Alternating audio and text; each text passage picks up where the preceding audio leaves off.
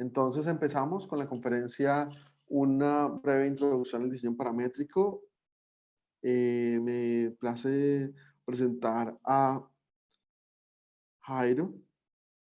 Jairo es arquitecto egresado de la Universidad del Valle, magíster en diseño computacional de la Universidad de Sydney, Australia, docente de tiempo completo adscrito al Departamento de Arquitectura de la Universidad de Nariño, Pasto, en Colombia, coordinador del Laboratorio de Fabricación Digital de la Universidad de Nariño, y de la asignatura de trabajo de grado con opción de profundización en diseño paramétrico, escenario donde aborda los principios teóricos, metodológicos y prácticos del diseño paramétrico y el parametricismo aplicado al desarrollo de propuestas de diseño urbanas y arquitectónicas.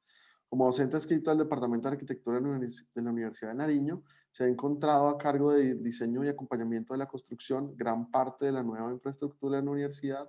Entre sus proyectos destacados se encuentra el edificio tecnológico, el edificio de laboratorios de docencia y la sede de la universidad en el municipio de Tumaco.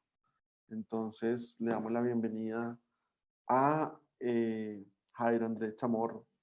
Bienvenido a este espacio de Todo Diseño. Vale, muy buenos días a todos.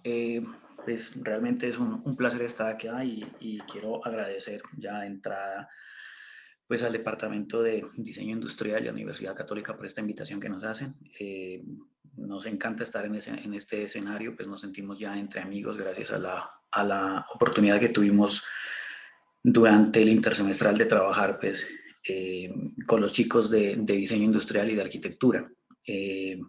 Y pues esperamos que, mejor dicho, estoy convencido, sé que este escenario va a ser de gran importancia para todos nosotros y celebro especialmente que se haya abierto este espacio para hablar del diseño paramétrico, porque si hacemos un paneo general de lo que está pasando en la academia especialmente, pienso que sin querer ser despectivo, nos estamos quedando un poquito cortos en la apropiación de esta temática y estos espacios son supremamente pertinentes y necesarios para poder incorporar el diseño paramétrico a nuestro quehacer y a la formación académica. Bienvenidos a todos, bienvenidos otra vez gracias a todos y bienvenidos especialmente a los estudiantes, aquellos que están en formación, porque creo que este evento puede ser un punto de cambio, quizá de generar unas nuevas inquietudes que potencialice su capacidad creativa. ¿Listo? Entonces, sin más, voy a entrar en la conferencia. Quiero hacer una salvedad. La conferencia realmente, o lo que voy a exponer el día de hoy, se trata del diseño paramétrico, no del parametricismo como tal. En ese sentido, quiero hacer una aclaración. El parametricismo es un estilo de época, especialmente en el ámbito de la arquitectura. El diseño paramétrico es un poco más, digamos que es el soporte del parametricismo como estilo, y ahí es donde me voy a concentrar. Entonces, pues, la conferencia se llama Una breve introducción al diseño paramétrico. Y en esta conferencia, como lo mencionamos en la introducción, pues voy a tratar de explicar cómo veo el diseño paramétrico, cómo hacer una introducción al diseño paramétrico, articulando muchísimos otros conceptos y especialmente su relación con la naturaleza. Un segundo, por favor.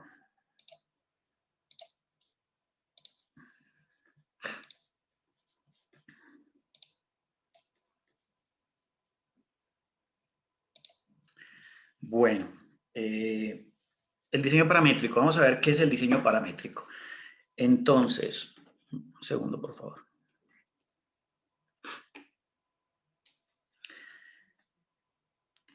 ¿Qué es el diseño paramétrico? Si nosotros nos vamos a la definición que hace Helen Castell en el artículo Parametricismo 2.0 en la edición de la revista Architectural Design del 2016, pues ya tiene algunos años, sin embargo es una definición bastante pertinente. Helen Castell, ¿cómo define el diseño paramétrico? Ella nos dice que el diseño paramétrico es el proceso de diseño que emplea parámetros variables o algoritmos para generar geometrías objetos. Pues si nosotros leemos esta definición, pues sin una mayor explicación, sin profundización, creo que quedamos un poco despistados y no nos queda muy claro de qué estamos hablando. Y vamos a ir abordando entonces poco a poco todos estos conceptos tratando de encontrar esa claridad.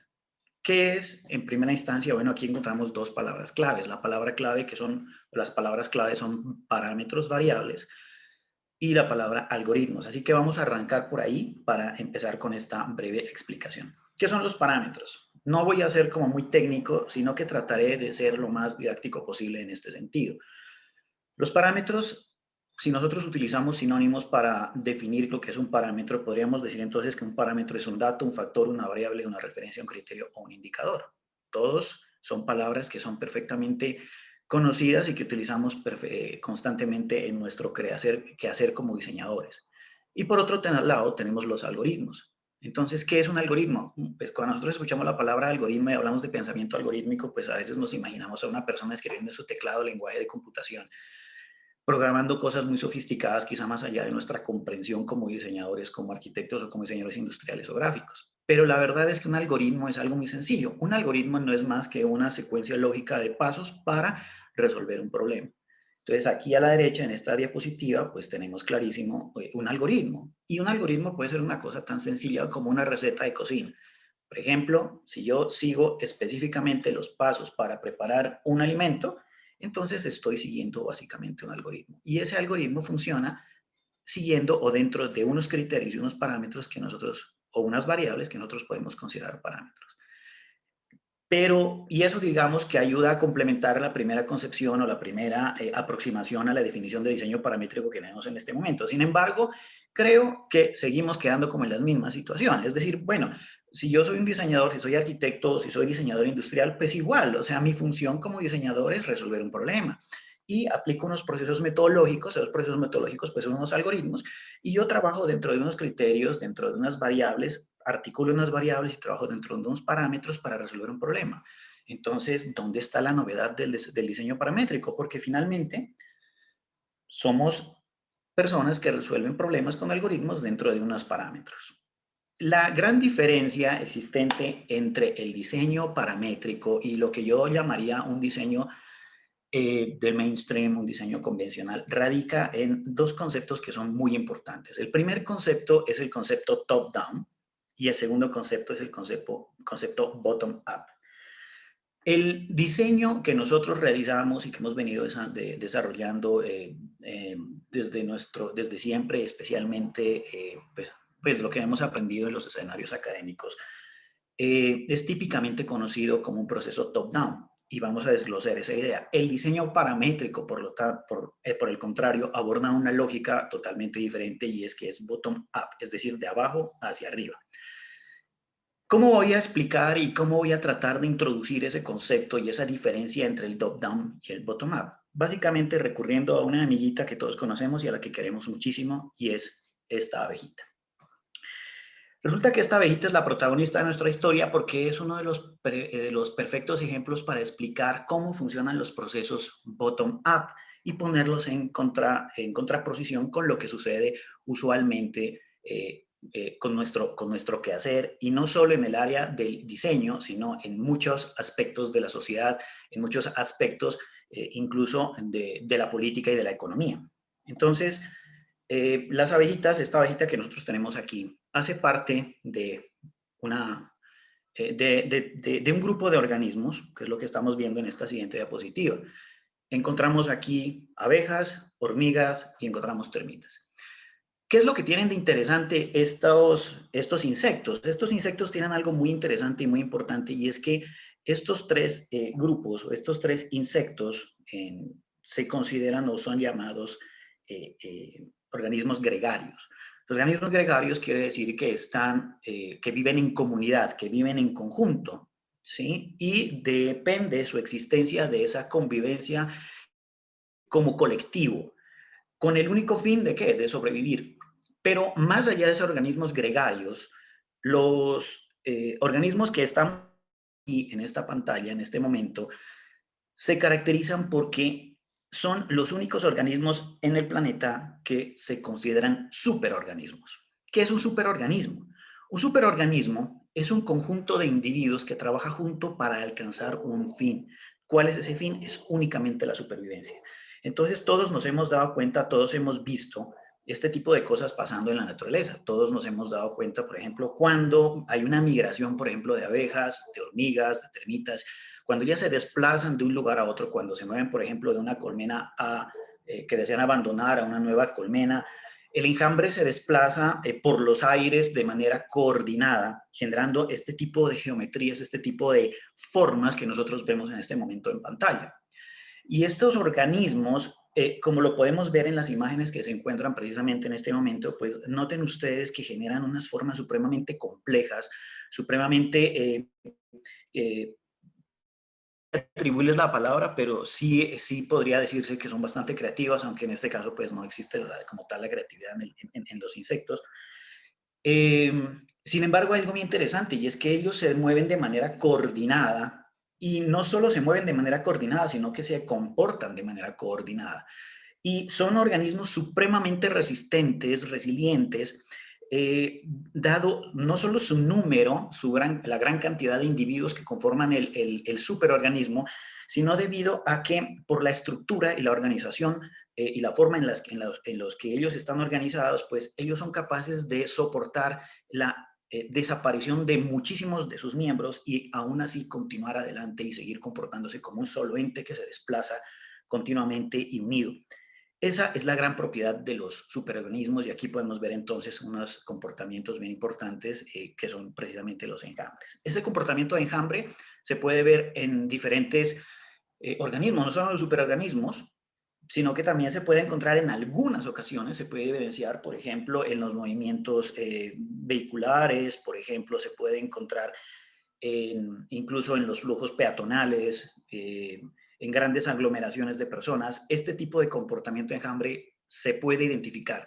De aquí surge una gran pregunta y nos va a ayudar a entender nuevamente entonces cómo funciona el tema del trabajo o del, del, del, del diseño top-down, bottom-up y cómo esto está aplicado también y relacionado con otros factores importantes o otros aspectos mejor importantes de nuestra realidad, como lo mencioné anteriormente, como son los sistemas de control, por ejemplo, la economía. Entonces, asumamos lo siguiente. Asumamos que tenemos a la abeja reina. Si uno se pregunta, bueno, ¿cómo es que los insectos logran generar toda esta complejidad coordinada y cómo logran de alguna manera lograr que todos los individuos lleguen coordinadamente a un punto? Pues si yo le pregunto eso, pues algunos dirán, no, lo que pasa es que pues estos organismos tienen una estructura social muy bien definida y bueno, tienen una abeja reina que se encarga de controlar. Y si ese fuera el caso, estaríamos frente a una estructura similar a la que estamos viendo en este momento. Es decir, tendríamos una abeja reina y esa vieja reina pues estaría dándole a todos sus súbditos, digamos que una serie de órdenes y así sucesivamente, de manera que tendríamos un árbol donde el poder está concentrado en la parte superior de la pirámide. Esa sería una estructura top-down, es decir, las órdenes se imparten desde arriba y llegan hacia abajo y los procesos de organización están definidos en la parte superior y llegan hacia abajo.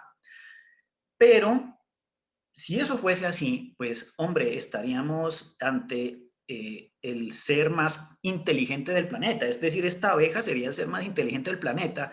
Si no domina el planeta es porque no quiere. ¿Por qué? Porque imagínense la capacidad no solo mental, sino de capacidad de coordinación, la capacidad para organizar que tendría este individuo de manera que pudiese lograr estas formas con un número tan elevado de integrantes. Entonces, pues, simplemente esa no es la forma en la que funciona la naturaleza. La naturaleza funciona de una manera totalmente diferente. Entonces, este proceso top-down simplemente no es viable, no es viable en los escenarios naturales. ¿Cómo funcionan realmente estos procesos de autoorganización que nos llevan a la aparición, que nos llevan a encontrar estas organizaciones tan complejas y que además cambian tan rápidamente y se adaptan tan rápidamente? Aquí la palabra adaptación es supremamente importante. Pues vamos a utilizar el mismo ejemplo y entendamos cómo funciona entonces el enjambre. Resulta que en el enjambre no existe jerarquía. Si nosotros vamos a entender cuál es la función de la abeja reina, nos vamos a dar cuenta que la única función de la abeja reina es poner huevos y la función de los zánganos pues es fertilizar a la abeja reina Y tenemos otras abejas con diferentes funciones, todas ellas programadas para hacer únicamente aquello para lo que nacieron. Entonces la abeja reina pone huevos, los ángeles fertilizan, las abejas obreras pues harán su trabajo de recolectar los alimentos y mantener vivas a las larvas, y las abejas guerreras pues estarán encargadas pues de defender la colmena. Y pare de contar. Es decir, eso es únicamente lo que saben y lo que conocen las abejas. Obviamente ellas se comunican constantemente mediante señales olfativas, pero no existe un sistema de control jerarquizado como lo que encontramos en este momento. Lo que existe realmente en la naturaleza es una red de comunicaciones. Todos estos individuos, cualquiera de estas abejitas, entonces está en constante comunicación con su vecino y cada una se encarga de hacer exactamente lo que quiere. Pero ¿qué pasa? No solo cada abeja está encargada de cumplir con la función para la cual fue diseñada o para lo cual fue programada, sino que estas abejitas tienen dentro de su memoria unos parámetros de comportamiento. Esos parámetros de comportamiento pueden ser parámetros como el siguiente. Si yo soy la abeja A y me desplazo más de 50 centímetros de mi amiga, pues entonces tengo que disminuir mi velocidad para nunca estar más allá de los 50 centímetros de distancia de mi amiga. Ese es el tipo de parámetros, ¿sí? Entonces, por ejemplo, o si estoy demasiado próximo a mi amiga, a mi compañera, entonces yo tengo que acelerar, ¿para qué? Para distanciarme y mantener siempre mi distancia entre un rango, digamos, entre los 10 y los 50 centímetros. Esos pequeños parámetros, esos pequeños rangos, son los que permiten que emerja dentro del conjunto un comportamiento colectivo. No se necesita que los organismos sean inteligentes, no se necesita que los organismos tengan gran capacidad computacional, digámoslo. Lo único que se necesita es ser capaces de resolver pequeñas tareas y respetar ciertos parámetros, ciertos criterios. Cuando sucede esto, entonces emerge de esa interacción la autoorganización. Entonces, cada una de estas flechitas azules que nosotros estamos viendo aquí en pantalla en este momento se conoce como sinergia. La sinergia son las relaciones que se establecen entre las diferentes partículas, entre los individuos, y esas sinergias y esas comunicaciones que están dadas en todas las dimensiones y entre todos los individuos son los que permiten la aparición de fenómeno que nosotros conocemos. Entonces, en este cuadro trato de resumir las ideas que he esbozado hasta el momento. Nosotros podemos tener entonces una comunidad, podemos tener unas partículas o unidades. Si a esas partículas o unidades nosotros le sumamos unas sinergias entre esas partículas y unidades, pues va a emerger, gracias al fenómeno de la emergencia, va a emerger lo que se conoce como la mente de colmena, la hive mind. Entonces, nosotros nos podemos dar cuenta, y esa hive mind perfectamente, pues precisamente es la que se encarga de generar estas complejas formas de los enjambres. Es decir, las partículas y unidades más la sinergia entre las partículas son lo que llevan a procesos de autoorganización, sin ningún tipo de control más allá de la emergencia. Y esa autoorganización es la que genera estas supremamente complejas formas en la naturaleza. Este es un proceso bottom-up, es decir, no hay un organismo central que está dirigiendo cómo tienen que funcionar las cosas, sino que las relaciones entre los individuos permiten la aparición de niveles superiores de orden, que en este caso se trata de la autoorganización. Y esto es precisamente lo que caracteriza y diferencia el diseño paramétrico del diseño convencional. Y vamos a ahondar un poco sobre este tema. ¿Cómo funciona la naturaleza entonces? Ya vimos, por ejemplo, que existen comportamientos y niveles de autoorganización, y en este caso esos niveles de autoorganización, eh, un segundo, por favor.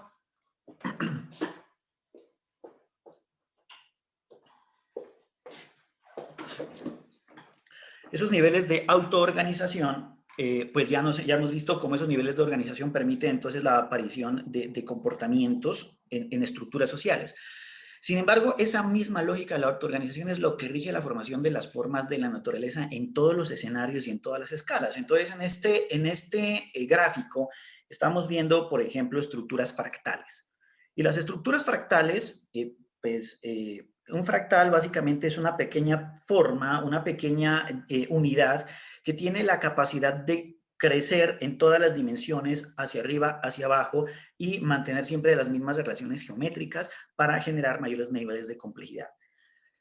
Las células de los organismos se interrelacionan de la misma manera, de manera autónoma, sin que haya, digamos que un controlador, un creador, sino que ellos se interrelacionan de manera coordinada y autónoma y generan nuevos niveles superiores de autoorganización, de la misma manera en que lo vimos con los enjambres. Y eso que nosotros estamos viendo en pantalla, pues son los resultados precisamente de esas interacciones. Esa es la forma en la que trabaja la naturaleza. Es decir, no existe como tal un diseñador, no existe como tal un individuo que esté determinando cómo tienen que ser las formas. Y si hubiese un diseñador, que en este caso pues no cabe como tal la palabra diseñador o no dentro de la concepción que nosotros tenemos convencionalmente, pues ese diseñador debería ser la evolución. Hagamos un pequeño resumen entonces. ¿Cómo trabaja o cómo son los procesos de creación en la naturaleza y cómo son los procesos de creación del ser humano? Pues los procesos de creación convencionalmente, los procesos de creación del ser humano son procesos top-down y básicamente se hacen a través de procesos de diseño, ¿ok? Diseño convencional, digamos. Por otro lado, tenemos la creación de la naturaleza. ¿Cómo trabaja la naturaleza? Mediante procesos bottom-up, es decir, mediante la interrelación de las bases para generar niveles superiores de complejidad. ¿Cómo lo hace entonces la naturaleza? La naturaleza lo hace a través de procesos bottom-up y especialmente a través del fenómeno de la emergencia. Y como lo mencioné anteriormente, ¿cómo logra esa transformación y la aparición de las formas la naturaleza? Pues lo hace a través de la evolución. La evolución que siempre va a estar supeditada a dos variables supremamente importantes, que son la eficiencia y el desempeño. Es decir, la naturaleza es perezosa, es supremamente perezosa. Y la naturaleza siempre va a tratar de encontrar la mejor respuesta posible a un problema utilizando el mínimo de recursos y el mínimo de energía y obtener los mejores resultados. Entonces, en ese siempre está tratando de encontrar el balance entre esas dos variables y, como lo vimos, lo hemos aprendido, pues los organismos que responden satisfactoriamente y que sobreviven, pues los que logran efectivamente alcanzar eficiencia y desempeño. Eficiencia energética y un perfecto desempeño en las condiciones del medio ambiente. Entonces, nuevamente, llegamos a este punto y nos preguntamos, hombre, ¿cómo es posible que la naturaleza genere más de 2000 especies de animales y contando? Entonces aquí surge una pregunta bien interesante y es, ¿cómo lo hace? ¿Por qué hay tal variedad de animales? Y la respuesta a eso, pues, en parte la dio el señor Charles Darwin quien murió en el año 1882. Y lo hace Charles Darwin a través de su libro El origen de las especies por medio de la selección natural. Y pues todos conocemos la teoría de la evolución de Charles Darwin. Es muy fácil. Básicamente lo que nos dice es que el organismo mejor adaptado es el que sobrevive, ¿cierto? Y la fuerza de la evolución o las fuerzas del contexto son, y en relación con la evolución, pues son las que garantizan la existencia o garantizan, digamos, que la permanencia de los individuos en el planeta. Muy sencillo, y los avances científicos de las últimas décadas lo que han hecho es básicamente corroborar que lo que Charles Darwin nos decía estaba en lo correcto. Sin embargo, aquí hay que mencionar algo, y es que Charles Darwin nunca supo cómo trabajaba la evolución. O sea, él se murió sin saber cómo trabajaba la evolución. Él siempre se preguntó, ¿cómo trabaja? ¿Cuál es la mecánica detrás de la evolución? ¿Cuáles son las fuerzas físicas que cambian la forma en que aparecen las especies? Nunca lo supo. O sea, y él hizo sus intentos para descubrirlo, pero la verdad es que la ciencia en su momento pues no estaba lo suficientemente avanzada como para poder dar respuesta a eso. Y entonces siempre quedó con ese cómo en la cabeza y nunca supo responderlo. Pero ¿qué pasa? Nosotros, afortunadamente, pues nos encontramos pues en un momento en el cual la ciencia nos ha permitido acceder a ciertas respuestas. Y a esas respuestas que se planteaba en su momento Charles Darwin, eh, para esas respuestas, pues está precisamente el conocimiento existente ahora sobre la molécula del ADN, del ácido desoxirribonucleico. Entonces, todos sabemos que el ADN es, entre comillas, el, el, la- el lugar donde se almacenan los planos de las diferentes especies que habitan nuestro planeta. Podríamos entenderlo de esa manera. Sin embargo, la palabra más adecuada para entender el ADN es entenderlo como un código. Es un código que orienta la forma en que las células tienen que digamos que tienen que comportarse para lograr esas relaciones entre ellas y permitir la emergencia de formas mucho más complejas. ¿Cómo funciona entonces la evolución en el ADN? Pues básicamente lo que sucede es que las moléculas base, que son adenina, timina, guanina y citosina, ellas relacionan básicamente siguiendo unas reglas, unos parámetros, y estas moléculas generan genes. Y los genes, a su vez, generan proteínas. Y las proteínas, a su vez, generan órganos y en últimas generan los cuerpos de los organismos. Es decir, fíjense que no, nuevamente, el proceso de formación va desde la base hacia los elementos más superiores, digamos que hacia lo más complejo. No es al contrario, sino que la relación entre las partículas a nivel inferior genera la gran complejidad del organismo. En ese orden de ideas, es un proceso también bottom-up, es decir, desde abajo hacia arriba.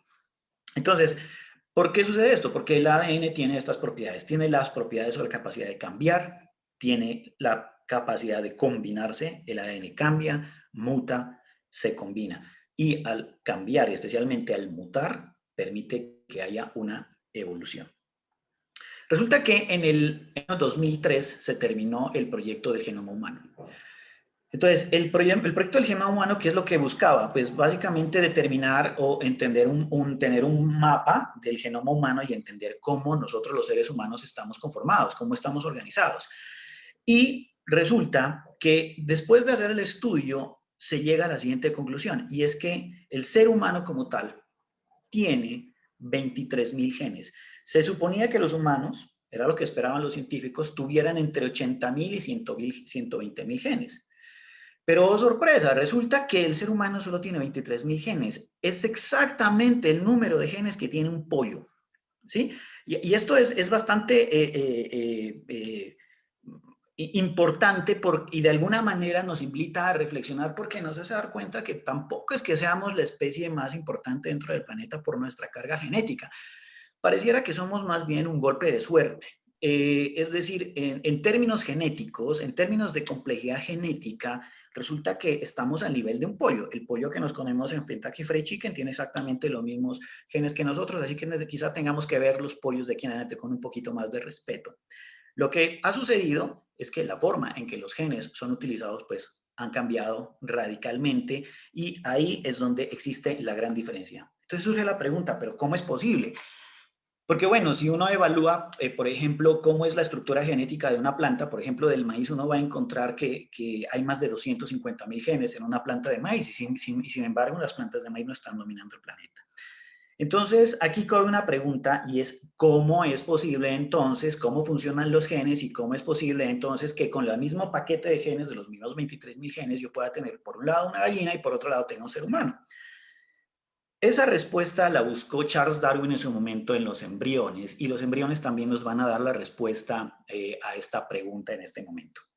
Entonces, en esta diapositiva, ustedes pueden ver los embriones de diferentes animales en diferentes momentos de su desarrollo. Y algo que es bien interesante y es que ustedes van a notar, y es que en la primera fila todos los embriones prácticamente son iguales, no importa si son de pez, de tortuga, de pollo, de cerdo, de conejo o de un hombre. Los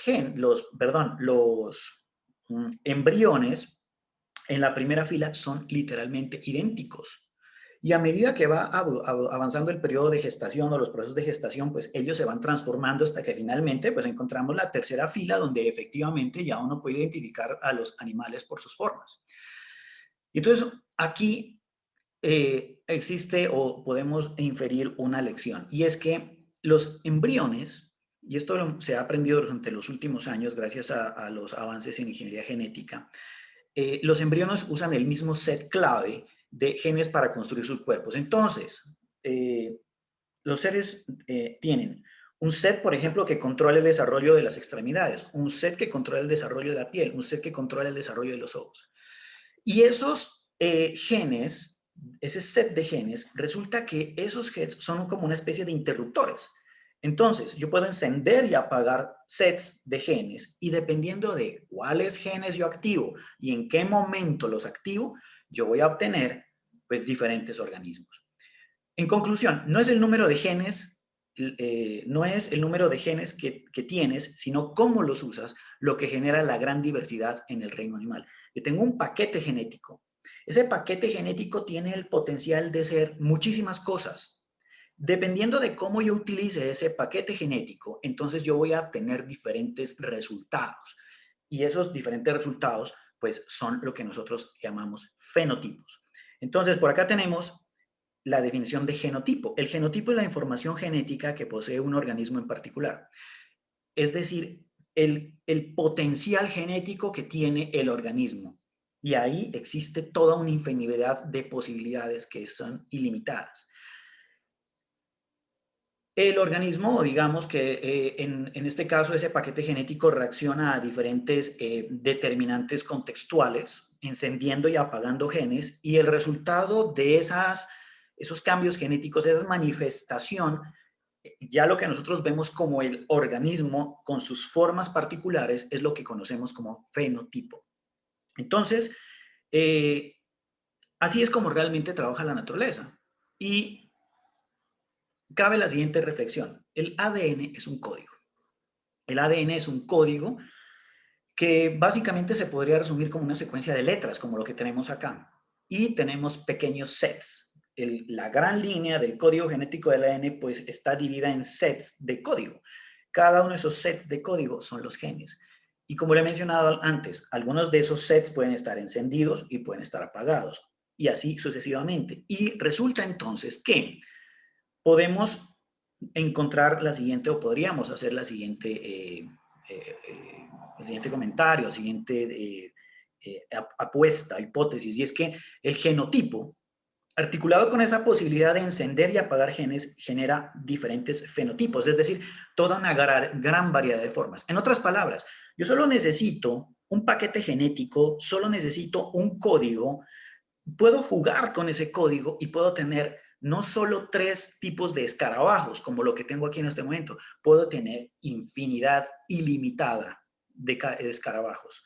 Puedo ensayar el tipo de escarabajo que yo desee y no necesito crear un nuevo código genético para generar todos los escarabajos que puedan necesitarse, ¿sí? Es decir, el genotipo es en sí mismo el organismo y todos los organismos que pudiesen existir. Está todo ese potencial ahí, está esperando a ser manifiesto. ¿Qué pasa entonces? Nosotros venimos ya hace muchos años, gracias a la revolución digital, pues nosotros conocemos el código binario. El código binario básicamente, ¿qué es? Es el lenguaje de las computadoras. El lenguaje de las computadoras es, si nosotros lo reducimos a su estructura más pequeña, lo básico, pues no es más que encendido y apagado, es ceros y unos. Y cabe entonces hacer la reflexión. Hombre, si la naturaleza puede generar toda esa complejidad de formas utilizando un código, generando interrelaciones entre los elementos para lograr órdenes superiores en un proceso bottom-up. Si la naturaleza puede hacer eso simplemente encendiendo y apagando paquetes de información, la pregunta es, hombre, y nosotros ya que tenemos ahora el poder computacional, ¿no será que también lo podemos hacer? Y efectivamente sí lo podemos hacer. Es decir, estamos en un punto en el que los diseñadores estamos en la capacidad de generar el ADN de nuestros proyectos y generar entonces procesos de formación o de aparición de la forma que son desde la base, que son bottom-up y no top-down. Es decir, emular las formas los procesos de creación de la naturaleza. Los diseñadores siempre hemos buscado inspiración en la naturaleza. Y bueno, existen cosas como la analogía, que pues para mí realmente no es el mejor recurso. Existen recursos de trabajo inspirados en la naturaleza, como son el análisis, por ejemplo, funcional de un organismo para luego aplicarlo al desarrollo pues, de un producto. Pero realmente lo que estamos haciendo es básicamente, digamos que nos quedamos en la epidermis porque no estamos replicando el proceso en sí mismo de generación de forma de la naturaleza. Lo que está permitiendo, lo que permiten los desarrollos computacionales en la actualidad es que nosotros podemos de alguna manera replicar esos procesos que antes eran supremamente complejos y que eran supremamente desconocidos. Entonces, el diseño paramétrico lo que hace es que nos da la posibilidad de, a través de algoritmos que funcionan con unas variables, unos criterios, unos parámetros, nos permite entonces generar el genotipo de los organismos, de los, ya sean urbano-arquitectónicos, en mi caso como arquitecto, pues en esta conferencia los he mencionado, pero obviamente también de cualquier objeto que nosotros vayamos a producir como diseñadores industriales, y no solo en esa área. O sea, en todas las áreas del diseño se podría trabajar con el diseño paramétrico. Diseño gráfico, diseño industrial, diseño de modas, perfectamente, y de hecho así es como funciona. Hay muchos procesos de generación de forma, resultan de procesos donde nosotros lo que hacemos es que construimos el genotipo del objeto que vamos a diseñar, y ese genotipo es lo que nos permite resolver grandes retos de diseño. En el diseño urbano especialmente, pues esto es supremamente poderoso porque la ciudad es una estructura muy compleja, y pretender que un solo individuo o un grupo de individuos, por mucho que, por muy capacitados que sean, tengan la capacidad como de definir cómo va a ser la organización, por ejemplo, o el comportamiento de toda una estructura social y toda una estructura económica y funcional de la ciudad, pues es bastante ambicioso. Entonces quizás se requiere una nueva aproximación, y entonces lo que tengamos que hacer es plantear unas estructuras algorítmicas que permitan que las fuerzas interactúen y permitan la emergencia del orden, específicamente en este caso, como lo he mencionado, de las ciudades. Esos son procesos bottom-up. Entonces, con el diseño paramétrico nosotros trabajamos con parámetros, variables, algoritmos que generan lo que yo considero, llamaría el genotipo del organismo arquitectónico urbano del objeto, por ejemplo, y eso a su vez genera fenotipos, versiones, manifestaciones. Entonces, como yo muchas veces le he dicho a mis estudiantes, si ustedes me dicen, y estamos hablando de diseño paramétrico, y ustedes me hablan del edificio o las características del edificio, ya no estamos hablando de la manifestación física del edificio. Cuando un estudiante me habla de lo que es el edificio, de lo que es el objeto que está diseñando, inmediatamente mi mente se desplaza al código, se desplaza a lo que estamos viendo aquí en la pantalla a mano izquierda.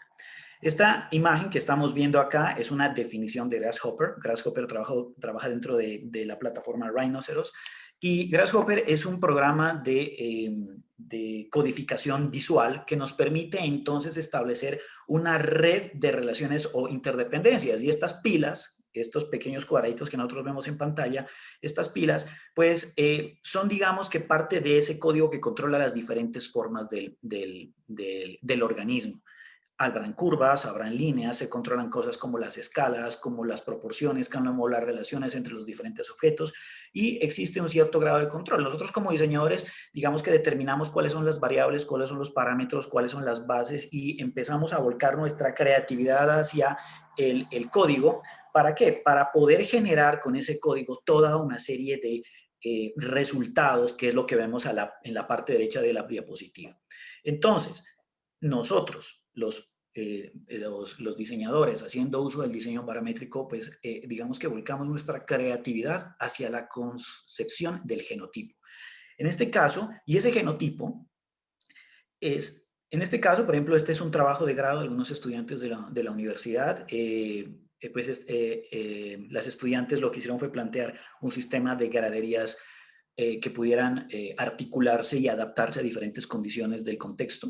Entonces, cuando nosotros vemos estos fenotipos en la mano derecha, pues en términos prácticos, en términos reales, esos 4 manifestaciones que vemos a la derecha, pues son el mismo objeto, son el mismo genotipo, tienen el mismo potencial genético, y simplemente cada una de esas imágenes pues son el mismo objeto, organismo al cual le hemos tomado 4 fotografías en 4 momentos diferentes, pero es exactamente el mismo organismo desde el punto de vista genético.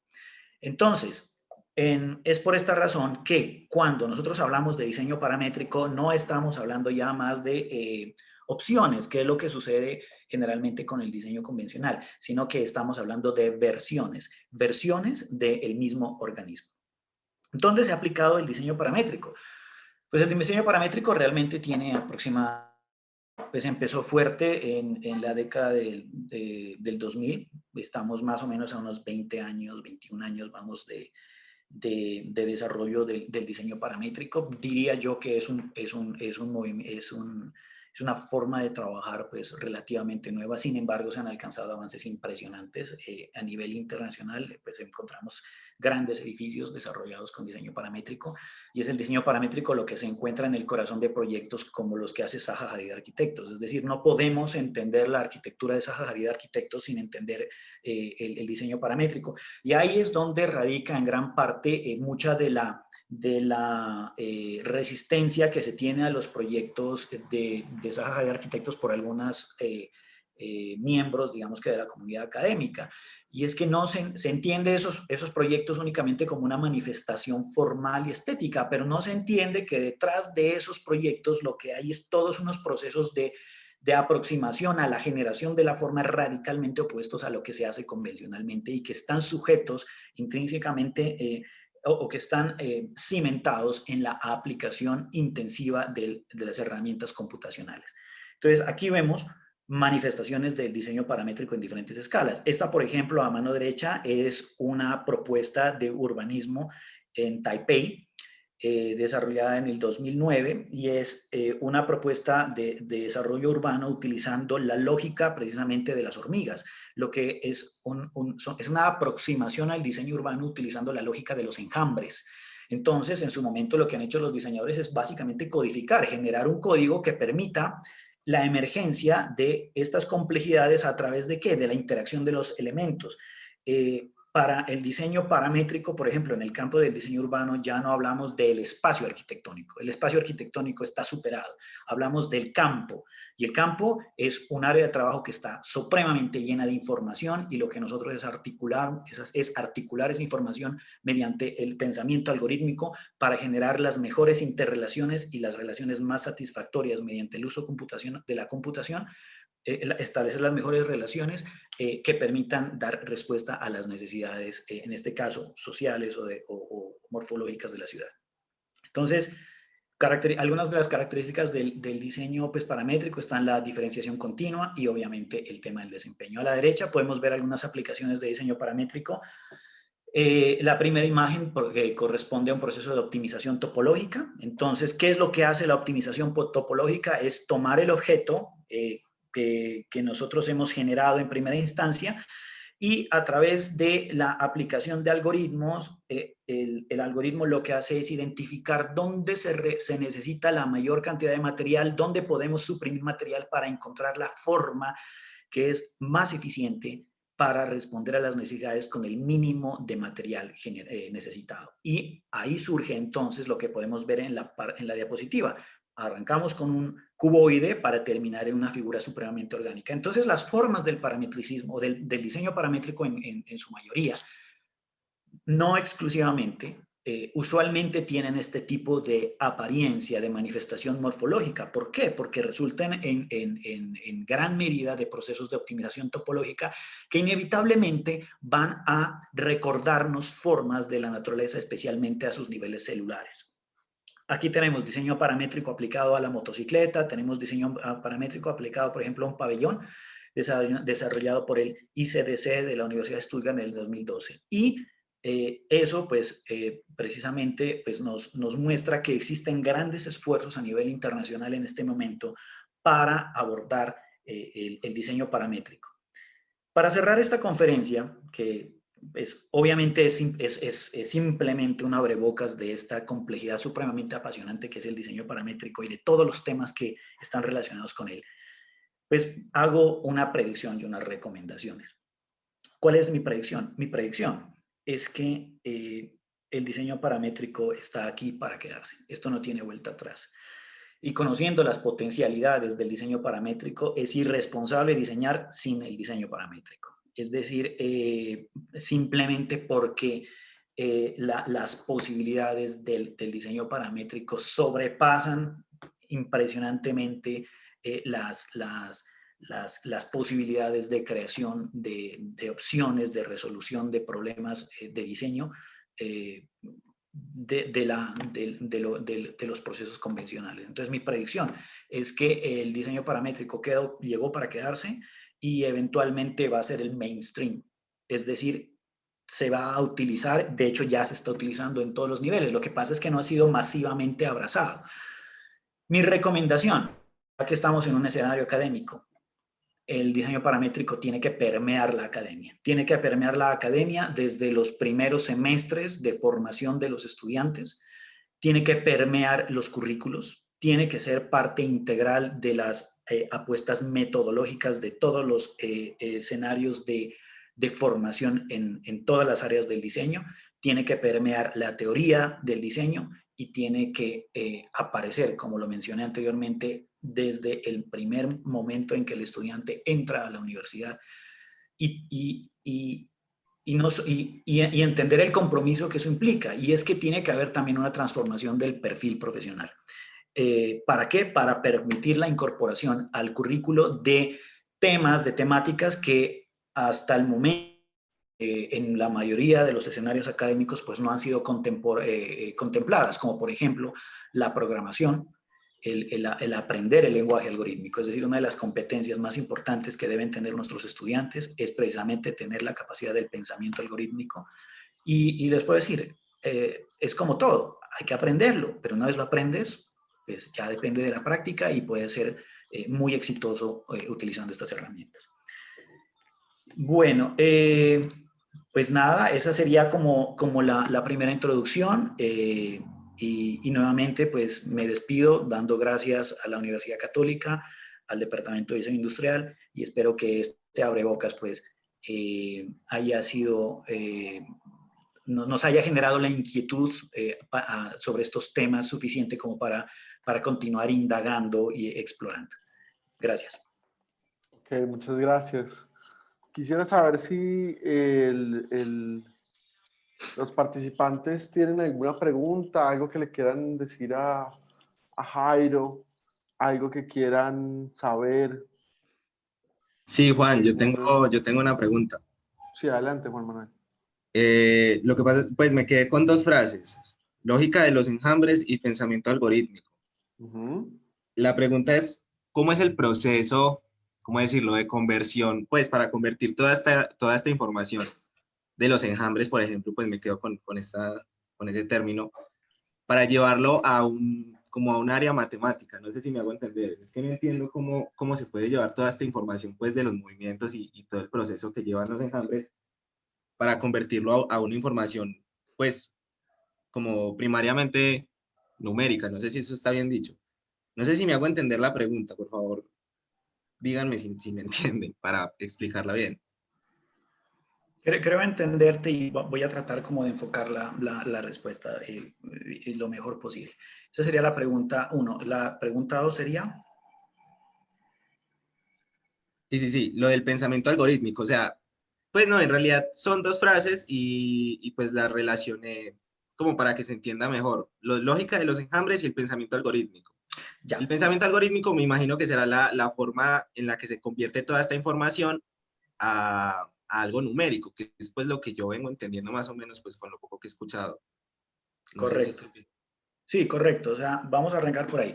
Efectivamente, cuando hablamos de pensamiento algorítmico, estamos ya, digamos que se refiere a desarrollar nuestra capacidad para propiciar estructuras que permitan responder a soluciones de diseño, pero más bien,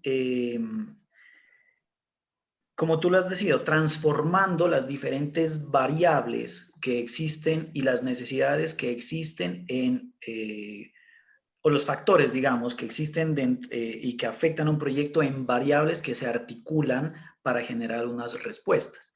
Entonces, a eso es lo que me refiero con el tema de pensamiento algorítmico. Es decir, pensar ya no tanto en el objeto en sí mismo que se va a desarrollar y en el resultado final o en la forma final del proyecto, sino más bien pensar en cómo a través de la articulación de diferentes variables puede emerger una respuesta satisfactoria a un problema. Es decir, cómo el objeto emerge y no pensamos directamente en el objeto como diseñadores. Entonces, digamos que es voltear un poco las cosas. En ese orden de ideas tenemos que soltar un poco el control, ¿no? Porque algo que sucede mucho con el diseño paramétrico es que a veces, de hecho sucede todo el tiempo, las respuestas son inesperadas. Es decir, casi que no podemos en algunos casos, en la mayoría de los casos, no podemos prever exactamente cuál va a ser el resultado. Obviamente, nosotros tenemos una formación como diseñadores que nos permite seleccionar las mejores opciones, pero digamos que de alguna manera soltamos el control y dejamos que el algoritmo haga su trabajo y emerjan ciertas formas. Y nosotros ya nos volcamos sobre el algoritmo y articulamos y trabajamos con el algoritmo para permitir que ese algoritmo trabaje dentro de un rango de posibilidades y de respuestas. Con el tema de los enjambres, tengo que mencionar algo. Cuando hablamos de diseño paramétrico, aquí he hablado, por ejemplo, de codificación gráfica con Grasshopper. Pero no es la única forma de hacerlo. Y he hablado, por ejemplo, de la lógica de los enjambres, pero realmente estas son, digamos que, aproximaciones a resolución de problemas. Existen muchas metodologías y formas de aproximarse a encontrar formas y soluciones dentro de todo un espectro de técnicas de diseño paramétrico. Entonces, por ejemplo, te voy a dar un caso específico, por ejemplo, el caso de los autómatas celulares. El caso de los autómatas celulares son pequeñas partículas o pequeñas unidades que tú generas en una estructura podría ser en una malla, y a esos autómatas celulares, a esas pequeñas partículas, tú les otorgas ciertas reglas de comportamiento. Existe un experimento bien interesante que se llama El juego de la vida de John Conway, y los invito a googlear y empaparse un poco del tema. El juego de la vida de John Conway es un experimento que salió en los años 70. John Conway, ¿qué es lo que hace? Él lo que hace es que tiene una retícula, ¿listo? Y genera un sinfín de cuadritos, y esos cuadritos, digamos que pueden estar encendidos y apagados. Cada uno de esos cuadritos que pueden estar encendidos y apagados se lo llama célula. Y a cada una de esas células él le da unos criterios, unas reglas. Por ejemplo, si mi vecina está encendida o hay más de 2 vecinas encendidas, yo me apago. O si, por ejemplo, hay solo una vecina encendida, entonces, y estamos encendidas las dos, pues entonces eso propicia que se encienda otra célula. Entonces los autómatas celulares empiezan a jugar con ese tipo de reglas, y si tú ves una animación del juego de la vida de Conway, lo que vas a ver es que se establece, por ejemplo, dentro de la retícula unas pocas células encendidas, y tú le das arranque al sistema para que empiece a jugar con esas normas, con esas reglas, y empiezan a emerger formas supremamente complejas, y de hecho empiezan a verse comportamientos similares a lo que tú encontrarías, por ejemplo, en los superorganismos. Empiezas a notar cómo automáticamente surgen en la pantalla lo que podría denominarse pequeñas formas de vida que se desplazan en el monitor. Entonces, el tema de los enjambres yo lo he traído aquí a la conferencia como un ejemplo, digamos que para ilustrar los procesos bottom-up, pero no porque sea la forma exclusiva de trabajar el diseño paramétrico. Es una de las opciones. El proyecto que les mostraba hace un momento de Taipei de diseño urbano, pues utiliza la lógica del enjambre y estas lógicas del enjambre para generar las formas de las edificaciones. Sin embargo, existen muchas otras alternativas y aproximaciones. Entonces, por ejemplo, no solo podemos hacer diseño paramétrico utilizando Grasshopper, podemos trabajar con lenguajes de programación como Python Script, podemos trabajar de la mano con esos lenguajes de programación para generar cosas supremamente complejas. Espero pues haber respuesto tu pregunta, dar un poquito más de claridad. Pero, a ver, pues una apreciación. Me parece muy interesante que mencione a Python, pues el lenguaje de programación, porque a mí me parece muy, muy interesante todo este tema de la programación y de los códigos. Y pues hablando pues del diseño paramétrico, yo no había encontrado como una forma de traer como todo este tema, todo esto, este campo de la programación y la automatización digital al diseño. Pues esto me parece como una salida muy, muy interesante y muy completa, la verdad, me parece que sí, muy interesante. Y algo que se me ocurrió fue como un término que sería como programación genética, pues hablando Correcto. de todo esto, lo que usted decía de las proteínas y todo esto. No sé si ese término está correcto, quisiera pues preguntarle si decirlo así estaría bien. Sí, correcto. Me parece que perfectamente podríamos hablar de programar la genética del organismo. Yo pienso que podemos lograrlo. Está perfectamente claro. Sí, creo que es acertada la observación, el comentario. Ok, muchas gracias. A ti.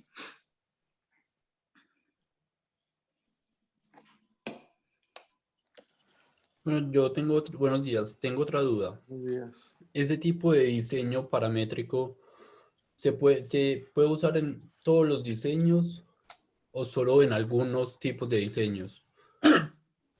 El diseño paramétrico tú lo puedes aplicar en todo tipo de proceso de diseño y en todas las escalas. No tienes restricción alguna. Ya realmente dependerá de tu interés. Incluso la aproximación y la forma en la que tú te aproximas al proceso de diseño pues es muy particular y ahí quizás ahí radica pues gran parte de la creatividad del diseñador. Mañana pues tendré la oportunidad de ver algunos trabajos que hemos hecho con los estudiantes de trabajo de grado de la universidad y tenemos algunos proyectos de diseño urbano, diseño de artefactos arquitectónicos y estamos ahora tratando de trabajar proyectos arquitectónicos un poco más complejos. Y si uno hace como un paneo de cómo se desarrollaron esos proyectos, pues uno se da cuenta de que cada estudiante tuvo su particularidad. No existe una única forma de resolverlo. Cada estudiante exploró unas alternativas distintas para resolver problemas similares y las respuestas se encuentran en todas las escalas. Entonces, el diseño paramétrico tú lo puedes aplicar a todo, ¿no? Es decir, tú lo aplicas a la moda, lo aplicas al diseño industrial, al diseño de espacios interiores, al diseño urbano, al diseño arquitectónico. Lo que sí es cierto es que entre más complejo sea el problema, el diseño paramétrico resulta ser mucho más eficiente, ¿no? Entre más cantidad de variables, porque, pues, en ese sentido sobrepasa, pues, la capacidad que pudiese tener, pues, hay que reconocerlo con humildad, pienso yo. Sobrepasa en gran medida la capacidad como que tiene el diseñador por sí solo. Yo veo el diseño paramétrico como una herramienta que potencia, que hace más fuerte la capacidad de resolver problemas del diseñador. Lo que sucede es que demanda del diseñador pues un cambio, ¿no? Y mover el enfoque tanto del objeto y de la forma más al algoritmo, más a entender a la lógica de creación de las formas. Y en ese sentido le quita un cierto protagonismo que nos gusta, ¿no? Nos gusta como diseñadores, nos gusta sentirnos en el centro de la toma de decisiones y en ese sentido, pues, hay que, digamos que, replantear nuestra ubicación en el rol que tenemos dentro de la actividad del diseño. Jairo, yo tengo otra pregunta, otras dos Dale. preguntas. Bueno, la primera es que, pues digamos que yo me quisiera pues ir de cabeza al diseño paramétrico y quisiera aprender de eso mucho. Entonces, ¿cuál sería la matriz de estudios que yo podría armar o cuáles son los temas principales de interés que a mí me interesarían estudiar para poder desempeñarme en esta rama? La segunda, pues es una duda que, pues, la verdad yo no tengo mucho conocimiento sobre el tema, pero pues me surgió. Usted habló sobre el juego de la vida, ¿cierto? Uh-huh. Es una malla en donde pues uno puede, pues yo lo he visto, me lo he utilizado. Uh-huh. Tú te metes y pues das unas cuadrículas y eso empieza como a hacer cosas, a hacer Uh-huh. cosas. Eso es Uh-huh. como la simulación de un universo, creo haber escuchado alguna vez. Uh-huh. Lo que sucede es que esta malla siempre termina en la neutralidad. No Sí, sé sí, si siempre llega a un estado de equilibrio, se detiene. exactamente, sí, Uh-huh. exactamente. Entonces, en el diseño paramétrico, me imagino que será lo mismo. Entonces, ¿cómo se resuelve? Porque pues va a llegar un momento en el que el diseño, pues si es como se autodesarrolla, va a llegar un momento en el que llegue a este equilibrio, pues en ese momento pues ya el diseño ya no serviría para nada, porque ya estaría como en cero, ¿sí me hago entender? No sé si me hago entender.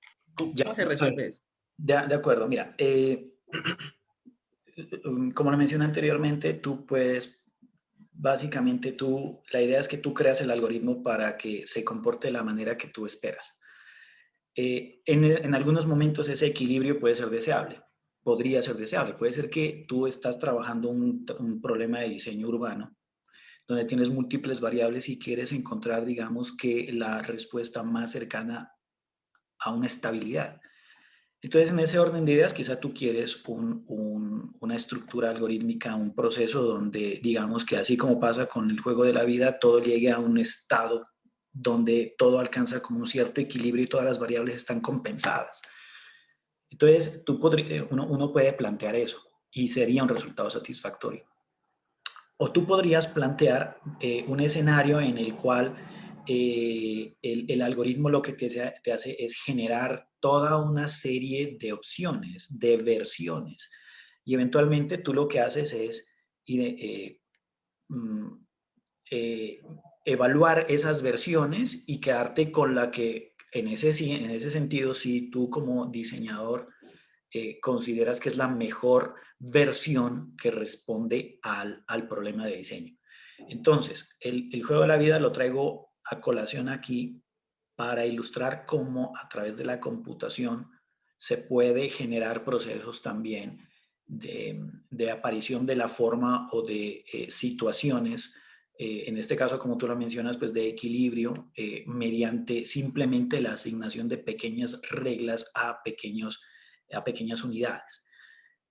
Ahora bien, si tú, por ejemplo, trabajas una estructura algorítmica con Grasshopper, tú básicamente lo que estás haciendo es crear una red o una interrelación de elementos que son los que generan o permiten la emergencia de la forma, algunas de esas formas en muchas ocasiones inesperadas. Sin embargo, tú tienes la capacidad de controlar los parámetros de esas formas y eventualmente propiciar la aparición de muchísimos resultados. Siempre, en todo caso, esos resultados que se generan con el algoritmo, pues tendrán que estar supeditados a una evaluación y tú como diseñador, pues tendrás que seleccionar bajo los procedimientos que consideres pertinentes, pues la respuesta, la mejor respuesta a la situación que se te ha planteado. Entonces, los procesos de evaluación se volcan sobre precisamente esos fenotipos. Eso con respecto a la segunda parte de la pregunta. Respecto a la primera parte, pues, ¿qué tengo que hacer para meterme de cabeza en el diseño paramétrico? Pues hay, pienso que dos áreas de trabajo importantes. Jairo, Dime. antes de que continúe ahí, porque ahí con el permiso de Juan David, ¿por qué no hace usted también la pequeña cuña al curso que ustedes dan de diseño paramétrico, el que ustedes tienen? Listo. Ahora enseguida les comento, entonces voy para allá. Estaba en qué necesito para meterme de cabeza en el diseño paramétrico. Pienso que hay que abordar los dos aspectos, el aspecto teórico y el aspecto práctico. Hay que empezar por lo básico, es decir, arrancar, pues, nosotros lo que estamos haciendo, y lo menciona Juan en este momento, pues, nosotros arrancamos con Grasshopper dentro de la plataforma de Rhinoceros. Entonces, pues nada, hacer muchos tutoriales, indagar la herramienta, empezar a trabajar, ver cómo funcionan estas lógicas de programación gráfica. Complementaría ese trabajo con Python Script, por ejemplo. Eso es algo que nos estamos debiendo nosotros en el curso. Tenemos que conectarlo. Nosotros llevamos trabajando en este tema del diseño paramétrico escasamente 2 años o 2 años y medio en la Universidad de Nariño. Sin embargo, hemos tenido unos resultados muy satisfactorios y bueno, nos metimos en esto precisamente por una inquietud personal, ¿no?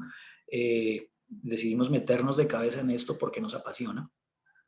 Entonces, pienso que en primera instancia habría que empezar a trabajar con esas herramientas, que no son herramientas de modelado tridimensional, no son herramientas CAD.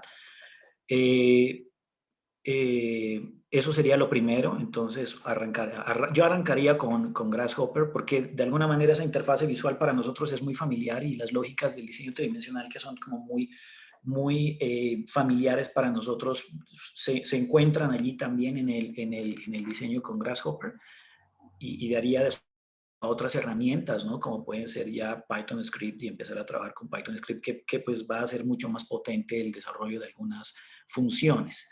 Sin embargo, pues tú vas a encontrar en el medio muchísimos plugins que te hacen la vida más fácil y tú los puedes integrar a tus algoritmos dentro de Rhinoceros para resolver situaciones. Por ejemplo, tú podrías a través del diseño paramétrico, por ejemplo, hacer evaluaciones de comportamientos estructurales de una edificación. Puedes a través del diseño paramétrico hacer evaluaciones de desempeño energético de una edificación y no es necesario que tú lo programes y no es necesario que tú codifiques o que generes el código. Eso ya existe. Lo que tú haces es incorporas a tu diseño el plugin dentro de tu estructura algorítmica y puedes hacer las evaluaciones. Eso lo hemos hecho y ojalá pues en la charla de mañana podamos tener alguna ventana hacia esa aplicación. Y por otro lado, pues el tema del diseño paramétrico implica que tiene que abrirse desde el punto de vista teórico, investigativo, el panorama. Y, por ejemplo, en el caso de la arquitectura no podemos hablar de diseño paramétrico sin hablar de parametricismo y sin introducir temas como, por ejemplo, la teoría de la autopoiesis de la arquitectura, por ejemplo, de Patrick Schumacher, la visión que se tiene al interior del estilo del parametricismo de lo que es la sociedad contemporánea. Entonces, necesariamente, pues, y nosotros lo hacemos dentro de nuestro curso, hablamos muchísimo de economía, de sistemas complejos, de teoría del caos, de fractales. Son temas todos interrelacionados y a medida que uno va indagando sobre estos temas, encuentra esas relaciones. Temas claves que se tienen que estudiar. Pues el tema de la emergencia, la teoría de la emergencia es supremamente importante.